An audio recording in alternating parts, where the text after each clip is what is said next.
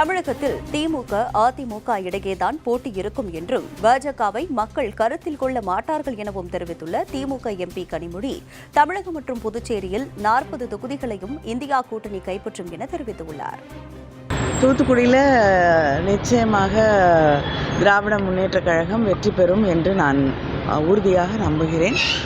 தூத்துக்குடி மட்டுமில்லை, 39 தமிழகத்தில் இருக்கக்கூடிய தொகுதிகளிலும் பாண்டிச்சேரியிலும் நிச்சயமாக திராவிட முன்னேற்ற கழக கூட்டணி, இந்தியா கூட்டணி வேட்பாளர்கள் அத்தனை பேரும் வெற்றி பெறுவார்கள். போட்டி என்று பார்க்கும்பொழுது அது திராவிட முன்னேற்ற கழகத்திற்கும் அதிமுகவிற்கும் தான் அந்த தொகுதிகளில் போட்டி இருக்குமே தவிர நிச்சயமாக பாஜகவை மக்கள் கருத்திலே கொள்ள மாட்டார்கள். தமிழகத்தில் பிஜேபி ஒரு ஆட்சி அமைக்கக்கூடிய வாய்ப்பு உருவாகாது. அப்படி ஆனால் தமிழகத்தை யாரும் காப்பாற்ற முடியாது.